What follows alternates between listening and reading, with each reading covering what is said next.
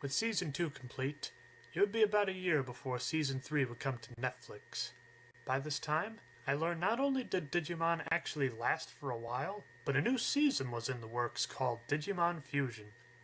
All the while, Season 3 was being built up by many, claiming it as not only the best, but the darkest.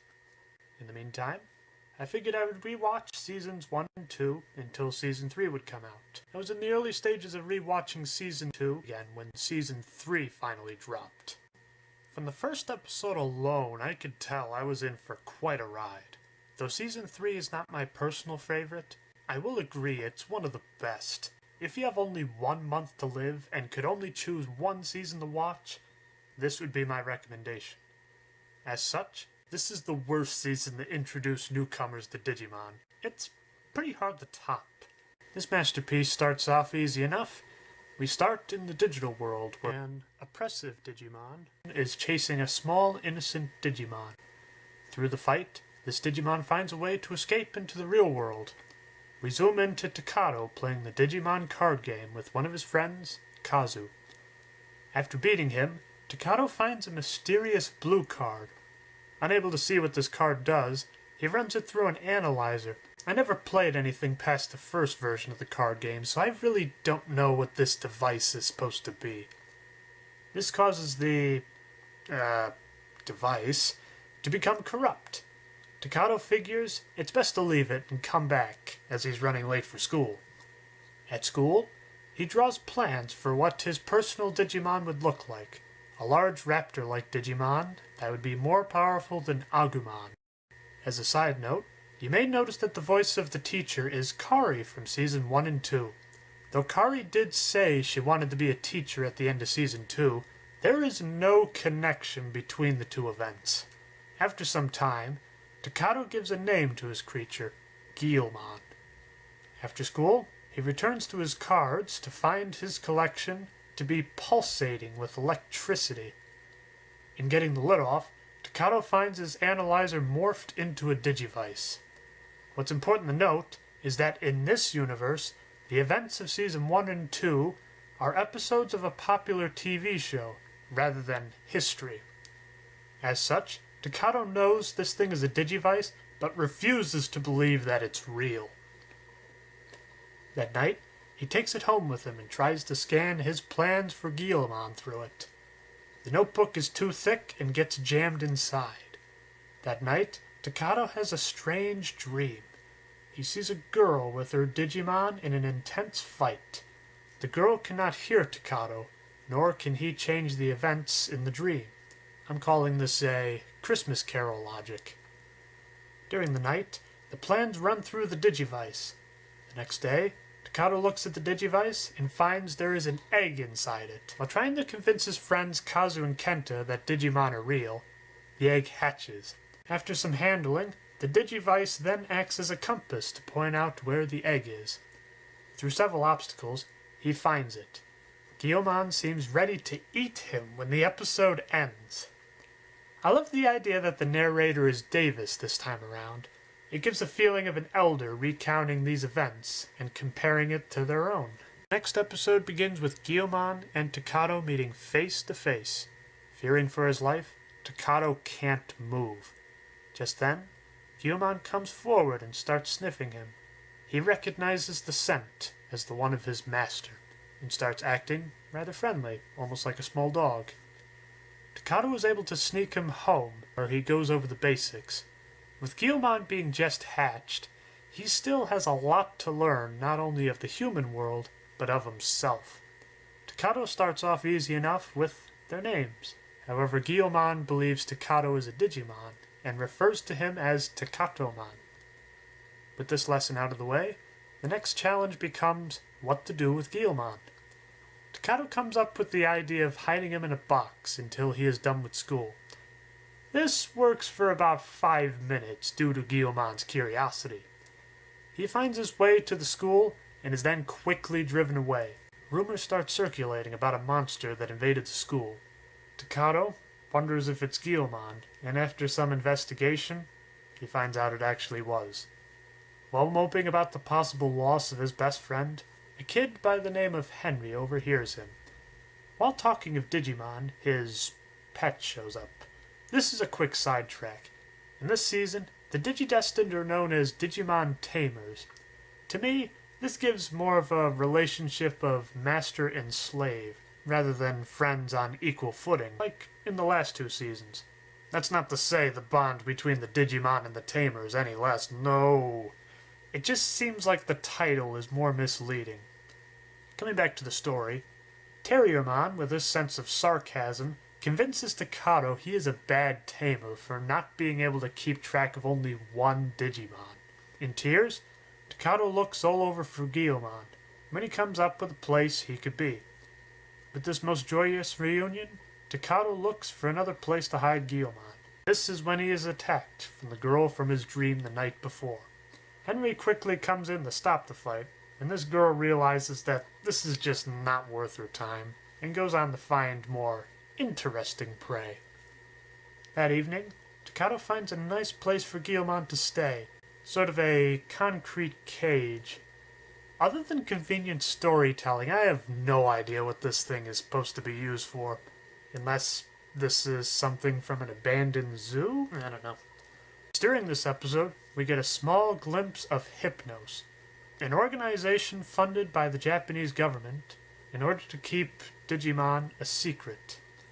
Recent activity shows that Digimon have been bioemerging, which simply means coming to the real world.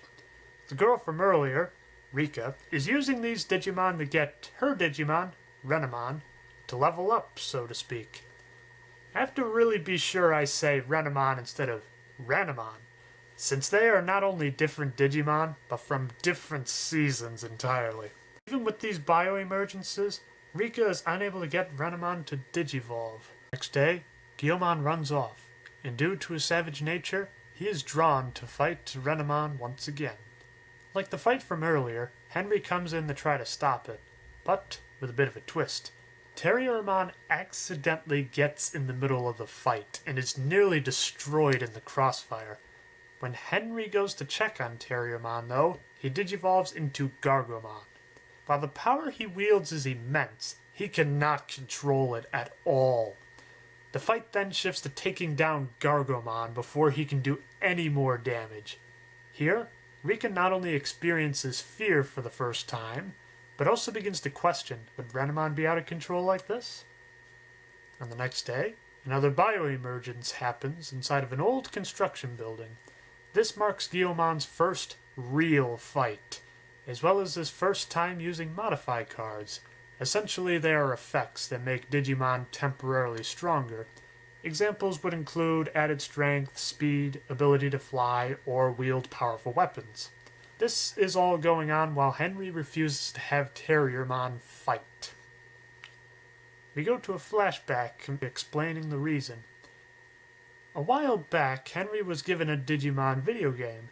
Wanting a challenge, he chose Terriermon. A little ways into the game, he loses the ability to control the character during a fight with the same Digimon that is in this building. Even though Henry has no control over the character, he is still able to use modify cards. With this power, he digivolves Terriermon into Gargomon, who, like the real-world counterpart, goes mad with power and brutally goes after Gorillamon. He leaves the game long enough to reflect on what just happened, only to come back finding Terriermon practically dead. This is when another one of those mysterious blue cards appear.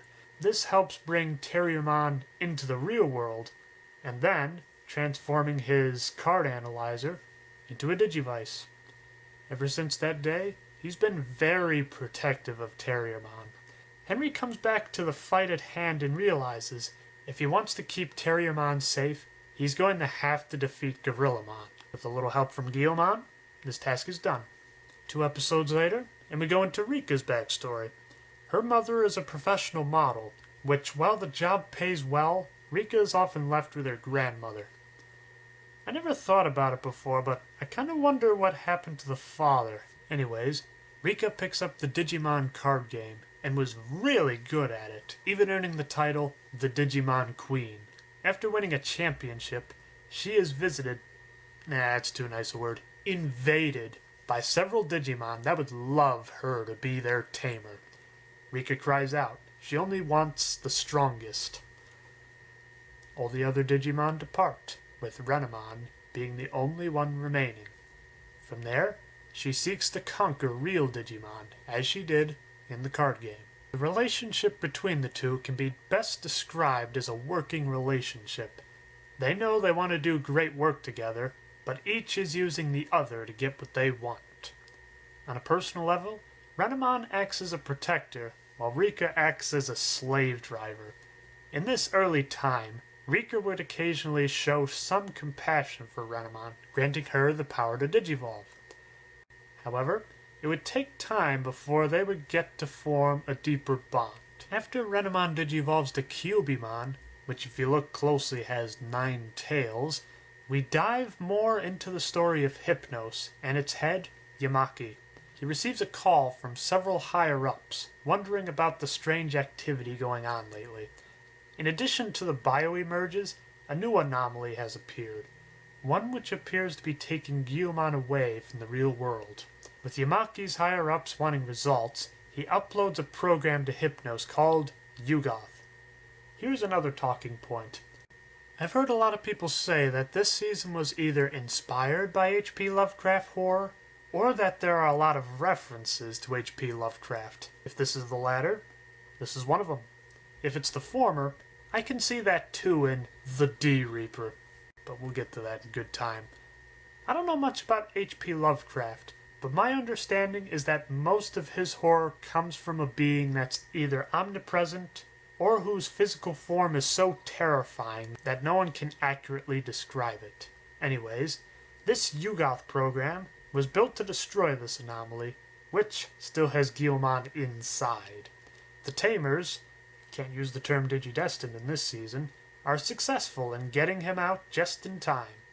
However, the threat of this thing coming back, as well as permanent deletion, looms over the entire group. Following this adventure, we start with Takato coming up with Gilman'S champion form. I love this idea since Gilman was born of Takato's imagination. There is no set form for him. It's a good thing Takato came up with his champion form when he did. A champion known as Digimon appears. If not for Growlmon, Gilman's champion form, Digimon would not have been so easily defeated. There's a small scene here which I simply love. After Digimon is defeated, the form of Growlmon terrifies Takato, and Growlmon is still currently in fighting mode. Takato is convinced that Growlmon is going to eat him. Just then, tears hit the ground. Growlmon feels sorry that he terrified Takato so much, and wishes he could go back to being Gilman again. It may be a subtle scene, but this is a pretty big deal. In Seasons 1 and 2, when the Digimon would digivolve, they were really another character, with different personalities. Here, we see that even though the physical form is different, the emotional form is still the same. This kind of theme has been explored time and time again in children's media, but this doesn't come across as cheesy or preachy in any way. The next episode marks one of the first unexpected turns of the season. Another Digimon, Ice Devimon, comes to the real world in order to have Rika be his tamer. From his logic, he would be a perfect match for her, wanting only perfection and not caring about any emotions that would go with it. Rika seems to agree with him until she realizes how brutal this way really is.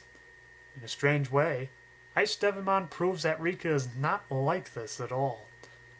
What is the major twist here is that Rika and Ranaman have a fight towards the beginning of the episode, wherein Rika says she doesn't need Ranaman or anybody. By the end of it, Ranaman comes back to save Rika from Ice Devimon, but instead of getting back together again, she simply says she hates all Digimon, and then walks away. That night, she dumps her Digimon cards and Digivice into the trash, hoping to never relive this problem ever again. The next day, there is another bioemergence. The main thing that makes this one special is that it was terminated by the Yugoth program, but somehow came back. Fearing for the worst, Yamaki runs to the location to see if he can put a stop to any pointless destruction. Instead, he finds Takato and Henry defeat this rogue Digimon and decides to investigate. After finding both of them together, he gives them a stern warning about this Digimon hobby being dangerous and should just leave it alone. Then, vanishes. It would be several more episodes until Rika and Ranaman would get back together again. Both would try to go their separate ways, but one would be curious about the other. During one of these times, Ranaman is nearly killed by a rogue Digimon. Rika comes in for the rescue. With this, they finally have an understanding again. The next episode, we get a taste as to how dark this season gets. It starts innocent enough, Gilman just defeating Dark Lizardmon when Hypnos arrives. Smoke screens are dropped in when Dark Lizardmon gets back up again. The Digimon is then hit with an EMP of some sort. As the smoke clears, the figure of Yamaki stands front and center, once again, with a warning of danger. He threatens to take Gilman away, but after Takato stands his ground, he disappears once again. Before this, Dark Lizardmon lets out one last whimper, showing there is still life there. Dark Lizardmon is taken back to the lab for tests. This test involves breaking down the Digimon into data form, and then deleting what isn't necessary. In short, the being is ripped apart and then killed in the process. Shortly after, Yamaki gets another stern reprimanding from his supervisors. One of them is a little clueless on the subject, and we build the mythos of the digital world for this season. I have a feeling I probably mentioned this before in my other season reviews, but I'll mention it again just to be safe. Just about every season has their own mythos in terms of how the digital world was created. In seasons 1 and 2, the digital world was born out of the information superhighway, and the data on that highway became a life form. For this season, Digimon was a collaborative AI project by young college students. The AI were deemed too smart, and the project was shut down. A dumbed-down version of it was released as a popular video game franchise, which is how Henry met Terriermon. However, even with the project shut down, the being still survived, and even took physical forms. Yamaki's solution? A program called Juggernaut. With the data from Dark Lizardmon, he is able to devise a way to have Digimon dematerialize, and on top of that, be called into the void it creates. To ensure no harm to the real world, a test is proposed and preparations are made. We then go to Henry's father, who's been followed by a mysterious man in a dark suit. He says he is looking for one of his old collaborators on the project. He's able to tell this man nothing. He then bursts out yelling, "Who are you, huh?" only to find this man is gone and his son is startled by the outburst. That night, the test is run on Juggernaut. It calls to all the Digimon, including those of the Tamers. They are able to resist, but are still tugged by it. As for all the others, they are sucked in and destroyed. Inside Hypnos, all the employees hear nothing but the agonizing screams of all those sucked in. It's times like this I'm happy Saban dubbed this. I don't know how many other dubbing companies would have been able to get away with this kind of stuff. Hopefully that's not too dramatizing. If it was, I recommend you quit with this season now. This is only the tip of the dark iceberg.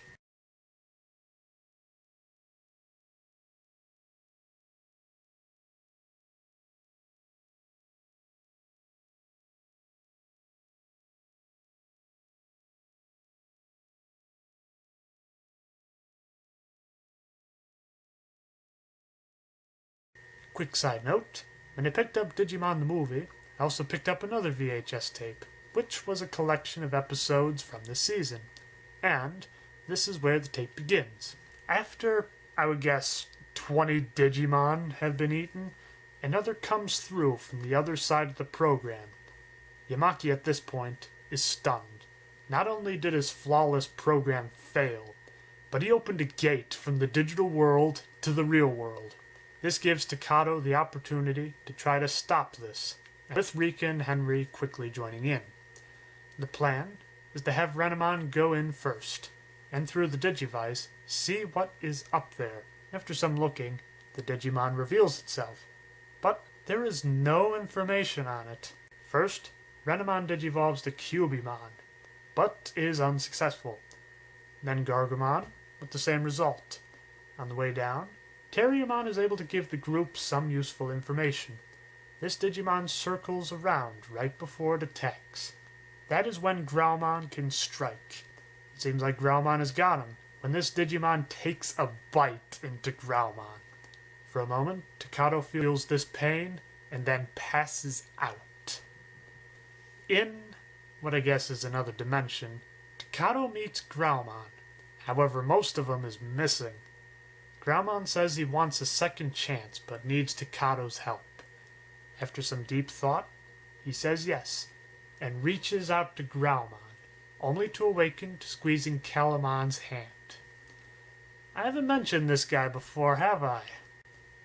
The main thing you need to know about him is he is a loose Digimon. It always seems to appear whenever a major digivolving happens. Usually the red triangle on his forehead has the power. This one is a little different. Instead, another blue card appears, digivolving Growlmon into War Growlmon. With this extra power, it's as if Takato and War Growlmon have become one. Takato feels all of War Growlmon's blows and takes each step with him. With this, the battle is won. In this episode, Takato takes the idea of being a tamer really seriously. First, by making a team flag, and then by starting a patrol. However, Henry and Rika are busy, so ultimately Gilman and Takato have a day of fun. While Rika is returning from, I guess this would be Kabuki Theater, the subway home, shrouded in a thick fog, and another big Digimon comes in, this time in the form of a snake. After some time, the group manages to come together, and this snake is defeated. Before he disappears, he says that he is one of 12 Devas sent by what is known as the Sovereign.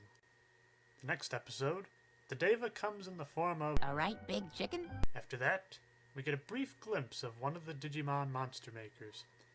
He runs into a random kid and gives him a card. This kid only wanted 7, and making this the 8th one is quick to get rid of it. After changing a few hands, it's given to Henry.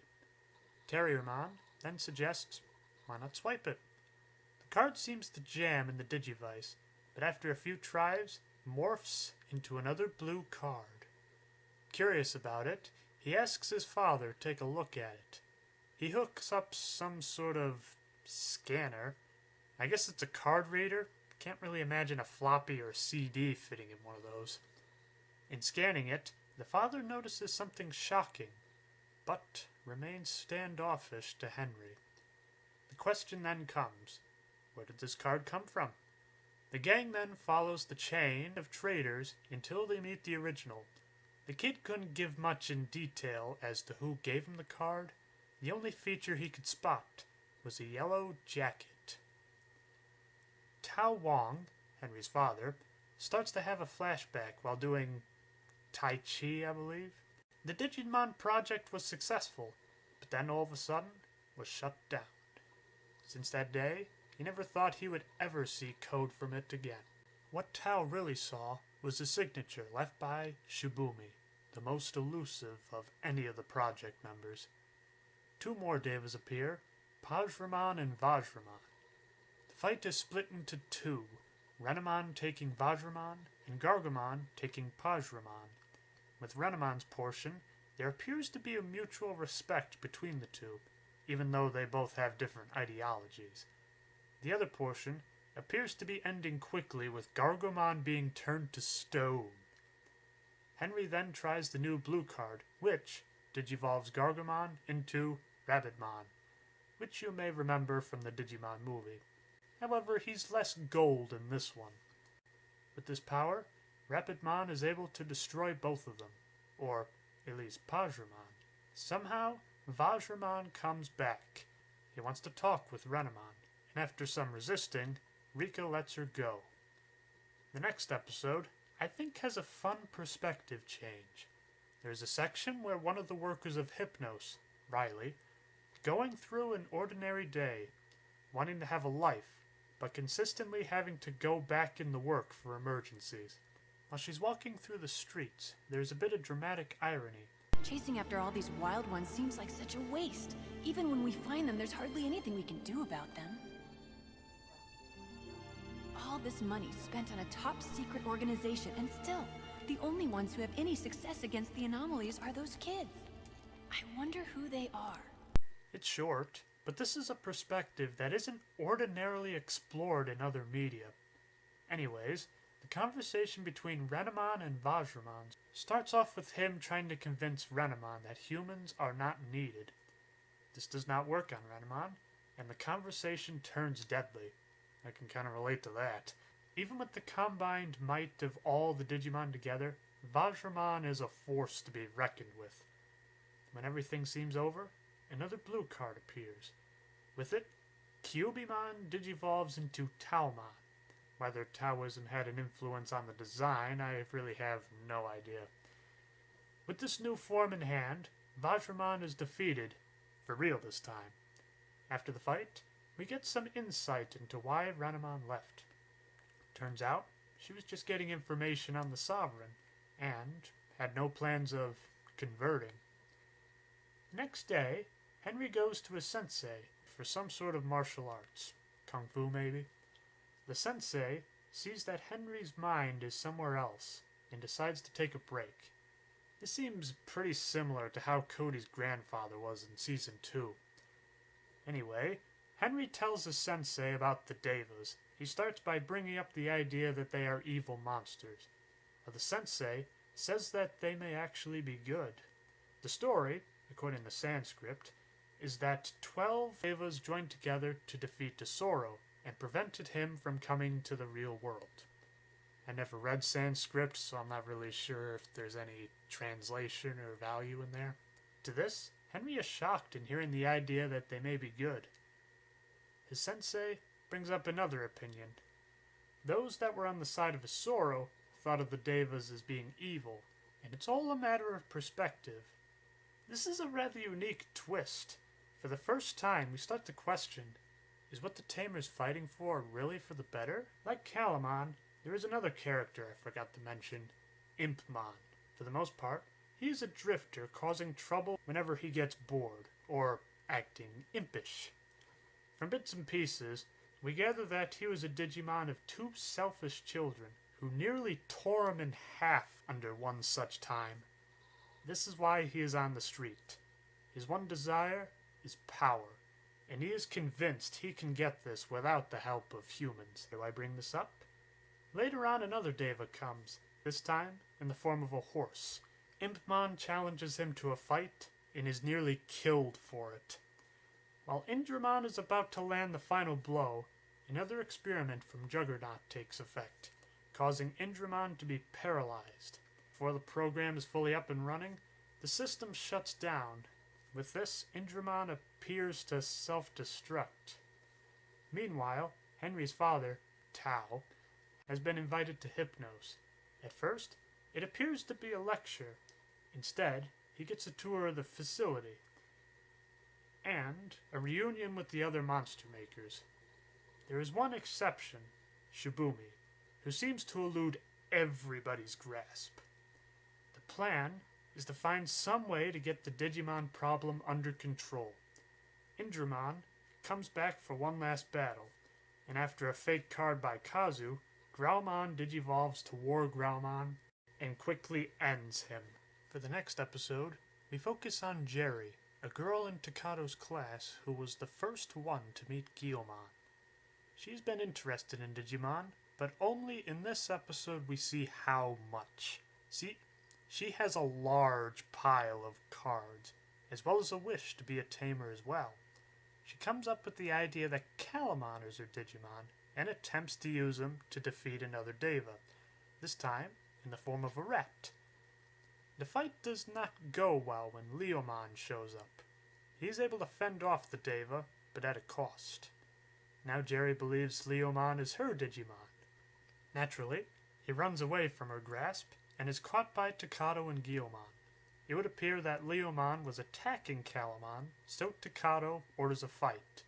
Before the first blow, Jerry comes back, forcing Leomon to flee again.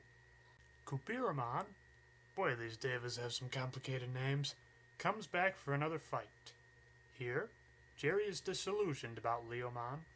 On the bright side though, Leomon is able to defeat the Deva. This leaves Jerry alone, and Leomon back to where he belongs. The next episode, there is a revelation. The Devas are based off of the Zodiac. If you've seen Jackie Chan Adventures, you probably already know what all of them are by now. The Devas left are rabbit, dragon, monkey, dog, and pig. The Deva that comes through this time is the pig.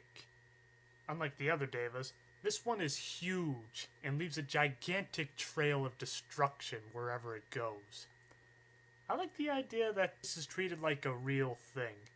For example, in Power Rangers, whenever there is a big monster fight, we see the city be destroyed, but for the first time, we see it from the perspective of the people that actually live there. As such, there are evacuations, checkpoints, and even the military steps in. However, only the Tamers can keep this beast at bay. Yamaki then tries again with his Juggernaut program. This time with some pretty good success. Not only is the pig starting to go, but so are the other Digimon. Then, without warning, there is a message from one of the Devas, written in binary. It is from the monkey, which has come for Calamon, as well as written a manifesto as why humans must go. Then, he throws something into the core of Juggernaut. I'm guessing it's a denial of service attack, something along those lines. All the same, Hypnos is shut down and starts to self-destruct. Much like a captain going down with the ship, Yamaki is the only one that stays. After the action dies down, there is one face staring at Yamaki, Riley. Though few words are said, there is a lot of emotion to this. Yamaki simply tells Riley to leave, which she does, but not before wishing Yamaki the best. After the shutdown of Juggernaut, all the Digimon are revived, including the pig. After a harsh battle, the pig is finally defeated. This victory is short-lived, as the monkey comes by and swipes Calamon away.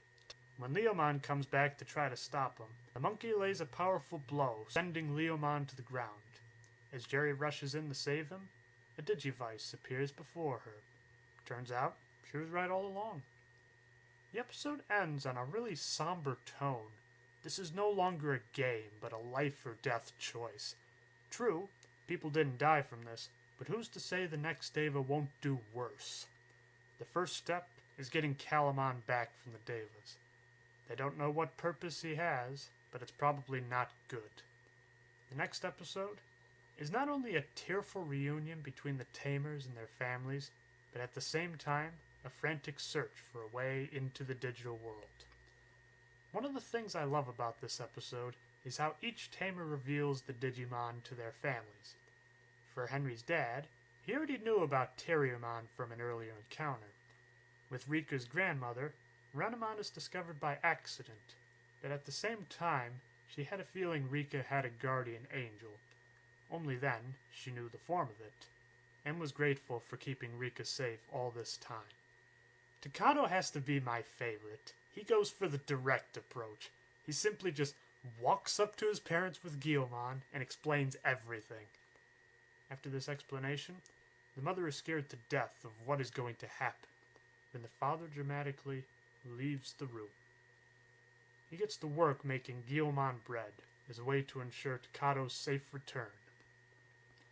The mother is still worried for his son, but eventually learns to trust him.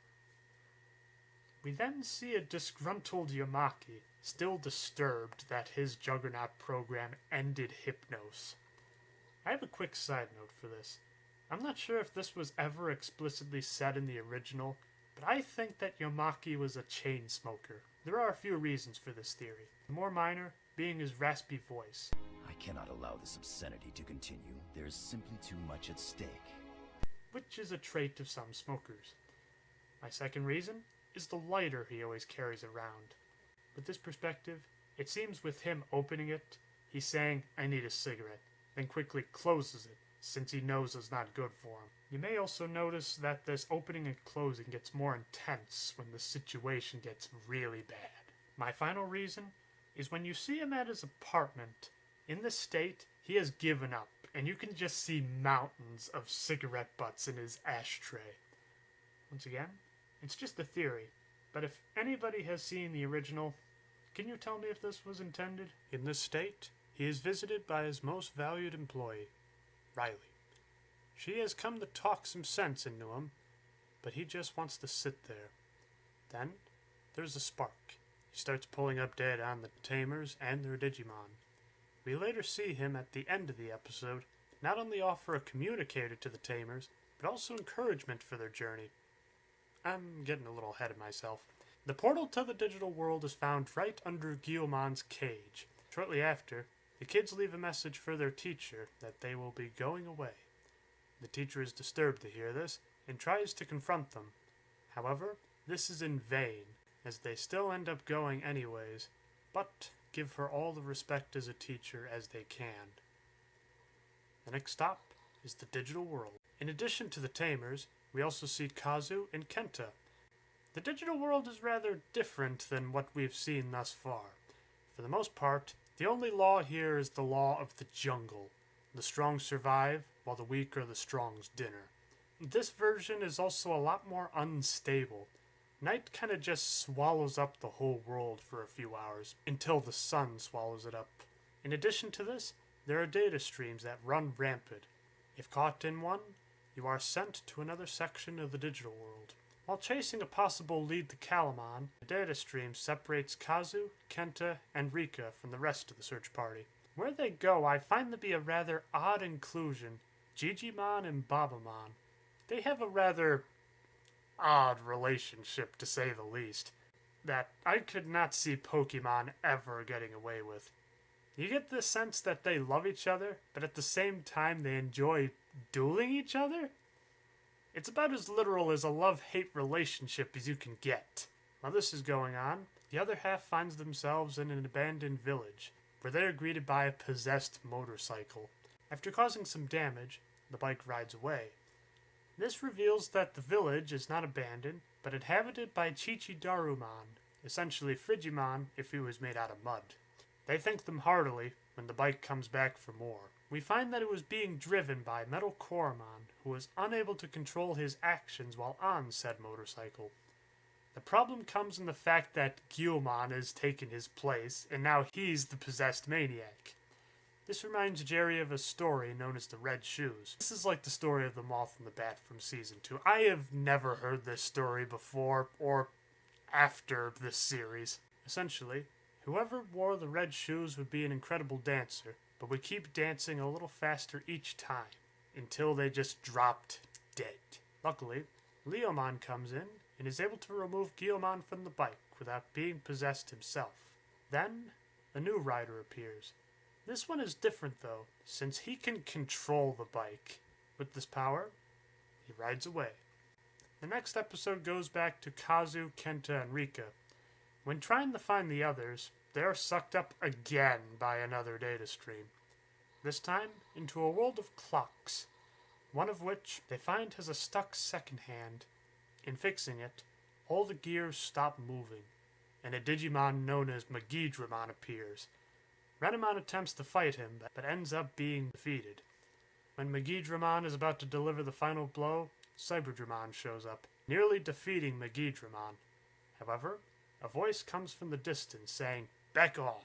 This is Rio, who comes with his own story. He's not only been the main protagonist in a few video games, but is also the only character to jump continuity. Well, that I've seen. The next time you watch the Digimon movie, you will find him trying to get an internet connection. In the context of this season, Rio beat Rika in a major card tournament years ago. With Magidramon defeated, Rio breaks the clock again, and everything goes back to normal. With trying to keep Cyberdramon under control, as well as being trapped in the digital world for months, Ryo has forgotten this upset, but is reminded by Kazu. This is still a sore spot for Rika. After Ryo volunteers to help, she goes her own way. We then jump back to the other half, who are in the cabinet of Dr. Caligari. Look up stills from the movie, you'll see exactly what I mean. In this odd town, Kazu and Kenta reunite with the party, bringing Ryo along. Since Ryo has been in the digital world for a while, Takato asks him about Calamon. Though he hasn't seen him, Ryo sees the importance of their search. The first step is to get a good night's rest, so they go inside an old castle. While getting ready for bed, they make an observation. None of them have had anything to eat in several days. According to Ryo, you only eat when you feel like it in the digital world. He personally hasn't eaten anything in 2 weeks. While going down for a rest, there is a sound off in the distance. Kenta sees it and wakes everybody up in fear. According to Ryo, that's Nightmon. He roams the halls at night looking for enemies to decapitate. Oh, that's a great way to get him to relax, isn't it, Ryo? Plus, that's really random. He doesn't want to defeat his foes, he just wants to take off their head. This is probably just a reference to some classic horror movie, but I cannot tell you which one. This passes, and most of the group is asleep, except for Takato. He figures he'll take inventory of his supplies as he's awake. In the bottom of his bag, he not only finds a good luck charm, but also a note from his mother. In it, she not only wishes Takato good luck, but also wants him to know how proud she is of him. We then get a brief glimpse of Takato's parents waiting for him to return, the mother being concerned while the father is hard at work making Gilman bread. Takato starts to tear up this letter when Jerry notices. She goes over to try to comfort him, but instead he ends up comforting her. They then talk for a while and then go back to sleep. At least, that's what I'm assuming. When we cut back to them, they're already awake. Ryo leads them to a staircase, which, as he puts it, leads them to another plane in the digital world. There they find the Dragon Deva. He is a tough one, but in the end, Ryo defeats him with an ultra-rare card known as Goliath. This causes Cyberdramon to grow huge and with immense power. Cyberdramon has a thirst for more blood. Or, data in this case? This in turn means Ryo has to go with Cyberdramon, leaving them there on their own. After a night of shifting guard duty, Takato comes up with the idea of going back to where they first came to the digital world. There, Takato put his team flag, which I mentioned earlier. In going to the spot, they don't find Rika, but Gilman picks up the scent of Calamon. Before they can chase the scent, several government employees are trying to bring Hypnos back after the meltdown. This causes a powerful storm and erratic data streams. While in cover, Yamaki's comlink starts working again. And this time, Takato sends a message stating that they've made it and everything is fine. The storm passes, and the link stops working with it. In this episode, we get some interesting character development for a kids show. You may remember how Impmon was badly injured after the fight with Indramon. He was able to make it to the digital world as well, and is brought before the Dog Deva, known as Katsuramon. He says that he can grant him unbelievable power under 2 conditions. First, pledge total allegiance to the Sovereign, and to kill the Tamers. He agrees to these terms, and starts having fun with his newfound form, Beelzemon. Essentially, he goes on a killing spree and enjoying how easy it is to do. Meanwhile, Rika is in a forest with creatures known as Digignomes. What they are is never fully explained, but they are rumored to be able to grant wishes. The gnomes find Rika and lead her to a stream. And I mean a stream of water, not a data stream. I feel I should probably clear that up. She is then swept away by it, but at the same time is rescued by Calamon. The stream then comes back again and sends them back to where they first started. This in turn leads them back to the main group. This reunion is short-lived as Beelzemon comes in to pay his debt. Or at least put in a small down payment. Juggernaut is back up and running again, causing another storm. Under these harsh conditions, Beelzemon retreats, waiting for a better time. While fending off the storm, the dog Deva Katsuramon takes Calamon away, with Takato, Henry, and Terriermon sucked into a data stream. The next episode focuses on the bigger group. They run into Andromon, who is leading a small rebellion against Orachimon, essentially a Hydra from Greek mythology. Andromon is badly damaged in the fight, leaving him in his Gardramon form. This ends up being Kazu's Digimon. However, Orachimon is eventually defeated by Leomon. This is more of a little side story just to explain how Kazu got his Digimon, because Orachimon isn't really part of the Devas, he's just a big scary force for this one village. It's not until the next episode we see the fate of Takato and Henry. Both of them went to the same underground lake with little hope of getting out. During this time, Takato tries the comlink again, and surprisingly, there's a much more stable connection than when the storms were happening. The first message he gets is from Yamaki. The next message is Takato, saying that they need a way out. This is pretty bad timing, as Yamaki is showing this to all their parents. This leaves Takato in a situation having to pretend that, oh, that was just a joke and everybody is just fine, actually. While this is going on, Henry is wondering how the comlink can still work after being submerged in water. As such, Henry takes the communicator and asks his father one question. Henry's idea is, since the comlink didn't think it could get wet, it didn't, and was wondering if the same logic could apply to him as well. His father isn't optimistic, yet Yamaki says tell him it will work. Henry goes under to find he is not only dry, but he can also breathe under this water. Henry tells his father this when the comlink goes out again.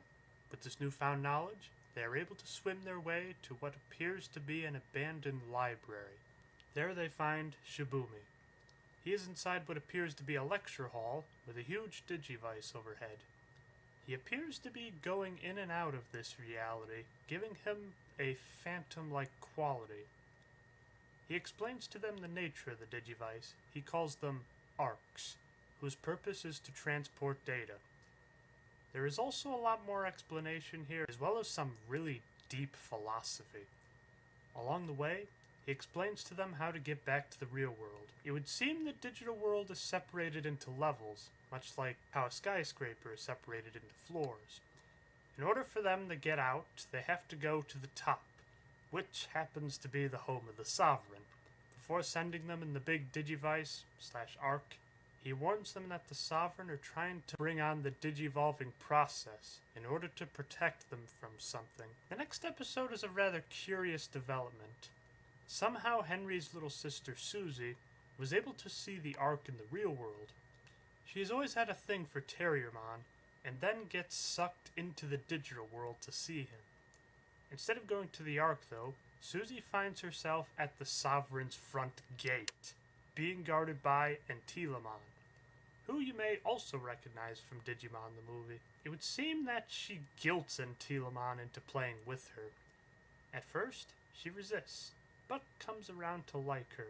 That's when the monkey Deva, Makuramon, comes in and tries to hurt her. I would say kill, but that just doesn't seem right. For this, Terriermon is able to sense Susie's presence, so they try to steer the arc to go to her. They succeed, but the arc is destroyed in the process. After coming to their senses, the group is able to witness Antilamon not only scare Makuramon, but also see Susie get her This unfortunately takes away her power, and she goes back to her rookie form, Lopmon, not Kokomon. The following episode has probably the biggest plot hole of the whole season. We go back to the other group, led by Rika, and find Gilman'S was able to digivolve to Graumon. How is this possible without Takato's digivice? They don't even acknowledge this either, it just happens. We go back to Henry and Takato. Since Lopmon used to work for the Sovereign, they see if she knows anything about Calamon. According to her, Calamon is the key to Digivolution, which we know that by now, but she also gives the story of the Devas. It would appear they were made out of fallen Digimon in order to find Calamon and bring him back to the digital world. Putting this together, does that mean that all the Digimon killed by the Juggernaut program were then killed again by the Tamers? Anyways, he also knows where Calamon is being held prisoner. Before they can go there, though, Beelzemon comes in for the kill. As luck would have it, a data stream comes through to Rika's group, and everyone is able to help out with this fight. In probably the greatest twist of this series, Leomon dies. This took me by complete surprise when I first saw it. True, Digimon could die, and the Digidestined would lose battles horribly, but to kill a partner Digimon was, and I think still is, unheard of. Well, actually, there was that one time in Try. Maybe we'll get to that later. With this, Jerry basically shuts down, and most of the others are petrified with fear, and for good reason. Takato, though, turns this sorrow into anger. This corrupts Gilman'S to the mega level.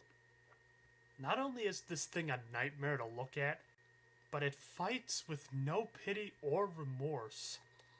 I like how they try to ease this for the English dub a little bit. I must admit, this is not a very attractive sight of you, Pineapple Head! Now you're trolling on me! Well, at least they censored it this way rather than banning the entire episode, or even the rest of the series. Even in this corrupted form, he is still not powerful enough to defeat Beelzemon. Magidramon, Gilman'S corrupted form, falls. Beelzemon comes in to finish the job, when Takato steps in to shield his body from Beelzemon's bullets. This sends him into another dreamlike world. He is given a chance to start over with a different Gilman, but Takato refuses, since he wants his friend back. When they both come to, Gilman is back to normal, with the bullets only inches away. Somehow, Gilman is able to tap into the corruption and swipe the bullets away. What happens next still melts my face every time I see it. Gilman and Takato are able to digivolve together to create Gallicmon. With this new power, Beelzemon is easily defeated. They are about to land the final blow when Jerry cries out. She doesn't want any more bloodshed, or data shed, I guess. While Gallicmon accepts Jerry's request, Beelzemon wants an answer. The most Jerry can muster through thick tears is that while she has nothing but hatred for Beelzemon, killing him would not bring Leomon back. On top of that, she feels responsible for Leomon's death and doesn't want to be the cause of any others. Seeing that Jerry saved his life, he leaves with thoughts about life and what it truly means to have power. From there, it's on to the Sovereign. At this point, Jerry has ended, and Henry doesn't want Susie to meet the Sovereign, once again for pretty good reasons. As such, Kazu and Kenta stay at the gate, while the core team, led by Lopmon, goes for it. At first it seems like they go at it diplomatically, with Lopmon asking for an audience. However, Henry's not having it. He wants Calamon so he can go home and keep his little sister safe. As such, a fight breaks out, nearly killing Terriermon. However, it's Henry's moment to digivolve with Terriermon to create Mega Gargomon. It could be me, but I love the idea that when he fires his final attack, the painted faces on the missiles turn up into a smiley face. It just gets me every time. It would seem that Chuchalmon is defeated. However, like the Phoenix this character model is probably based on, he rises from the ashes, ready for another fight. Before continuing, it's important to note that there are actually 4 sovereigns, and 2 of them think Chuchalmon is going about this all wrong. As such, a Zulogmon steps in, putting Chuchalmon in his place. Essentially what the Sovereign want, all 4 of them, is the ability to defeat a force known as the D-Reaper. Originally a program designed to delete Digimon that have gotten too advanced. However, the program has gone out of control and is slowly eating everything in the digital world. One of the solutions lie in the form of the Catalyst, which is the ability to digivolve found in Calamon's forehead.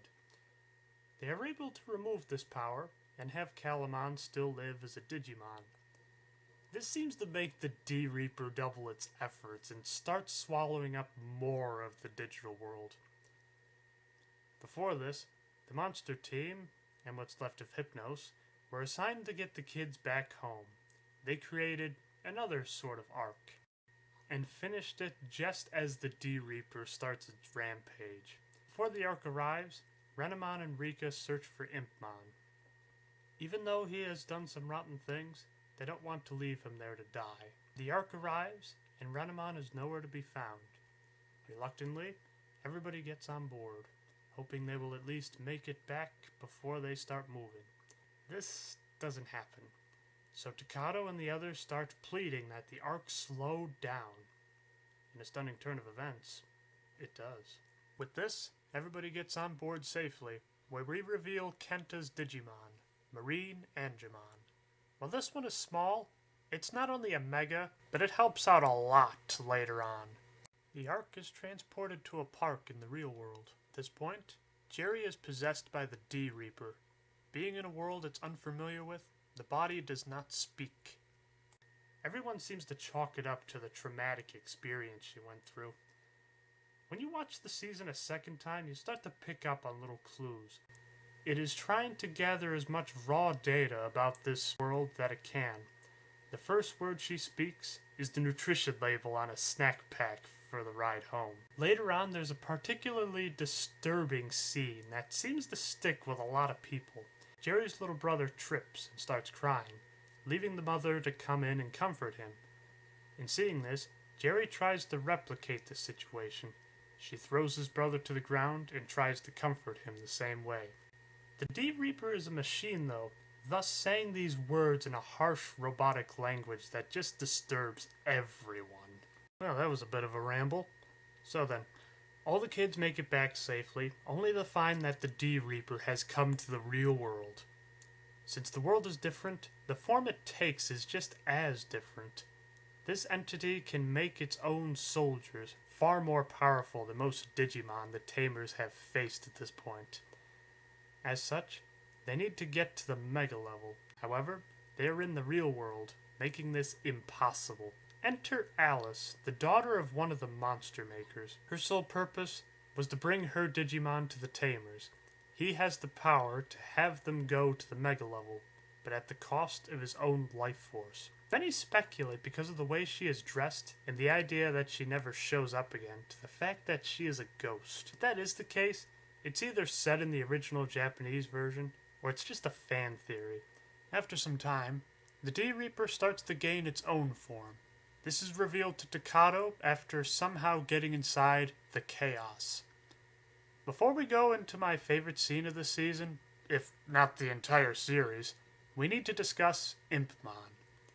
Following his experience in the digital world, he wants to give his human partners a second chance. The house is abandoned, except for a note left for him. He is unable to read it, though. Due to the nature of Digimon at this point, there are very few people that want to help him. However, there is one, Henry Sensei. Once he finds the kids, they shower him with gifts. Their idea is that their selfishness is what drew him away. Being back, they want to keep him with generosity. While watching TV, he sees that the others need his help. One of the kids gives him a toy gun to help with this task. For some odd reason, not only does he go to the Mega level, but he is able to use the gun for a force of good. Now that you know that Beelzemon is on the side of good, we can talk about my favorite scene. This is a really emotional scene. Beelzemon wants to atone his sin for killing Leomon. This is done by attempting to rescue the real Jerry, who is inside the D-Reaper kernel, which if you're a big Unix fan, you might actually know what that is. He has broken the barrier open with Leomon's trademark First of the Beast King attack and reaches his hand out to Jerry. For a moment, she believes Leomon has come back from the dead, but as soon as she sees it's Beelzemon, she states, You're not Leomon. Everyone around is screaming to take his hand. Even Beelzemon is trying to convince Jerry to do the same. By the time she goes for him, the gate is closed and Jerry is locked in. Beelzemon tries again to break this barrier, when he is hit with several projectiles and falls to his death. I could probably watch this scene over 100 times and still get chills from it. At this point, Jerry is kept in a state of constant fear and depression in order for the D-Reaper to gain power. She finds a way to snap out of this, but it's too late. The D-Reaper has become an all-powerful and threatens to destroy the world, thinking that humans have become too advanced. You may remember earlier how the Ark had a consciousness. For a brief period of time, it was Gilman'S horse, but after one faithful battle, it is badly hit. All the power inside goes to Gilman. With this extra power, he is only able to stun it. It is up to the monster makers to destroy the D-Reaper, which they end up doing, but at a cost. All the Digimon have to go back to their world. Neither one can cross worlds again. There is a very emotional monologue by Takato after the state of affairs. It's as if the world went back to how it was before. Everybody still has the memories. The one thing Takato can't shake was his last words to Gilman. A promise to see him one more time. Just on a whim, he goes to Gilman's old cage to remember the good old days. To his surprise, though, he finds a digital portal. The season ends with Takato's smiling face and a still of the portal. I rather like this ending. It gives you everything you need from the story, but still leaves you hungry for a little more. And that's not something you see very often, especially in a show meant for kids. So that's Digimon Season 3, often known as Digimon Tamers. This is hailed as the greatest season Digimon ever produced. While my personal favorite is Season 5, Data Squad, I can see why this is held in such high esteem. This, in my opinion, is how a great medium for kids should be done. Simple so that everybody can understand, but not afraid to tackle difficult concepts. But most importantly, not patronizing either. The creators treated the audience like mature grown-ups, so the message associated with it is mature and grown-up. That's the technical of it. What I personally like is how it plays with your emotions. Fear, anger, sadness. Any movie or show would kill to trigger one of these emotions, let alone all three. I also like how it took me by surprise, not only with its dark and at times disturbing imagery, but challenging concepts learned in other seasons. The best ones being Leomon being killed and bioemerging. It always seemed the Digimon did all the work, while the Digidestined, the Tamers, would help from the sidelines occasionally. Not only did the Tamers give power-ups, but they also fought with the Digimon. You may notice that this review was pretty long. One of the reasons for that is because there is very little filler in this season. Just about every episode is vital to the story. Something I commend the writers for, compared to Season 2. But at the same time, this took a lot of work to compile together. One last thing to mention. Halfway through the series, Saban, who had dubbed everything up to this point, lost the license to Disney, who would take over the rest of the season. Unless you look into the credits or know the history, there is no way to tell where the divide is. The Disney dub not only kept all the same voices, but even the same sense of humor that the Saban dub did. For Digimon Season 4, Frontier, I was happy to see that they expanded more on this bioemerge concept, but I feel it could have been much better executed in spots. If I do get around to reviewing it, I hope you will join me then.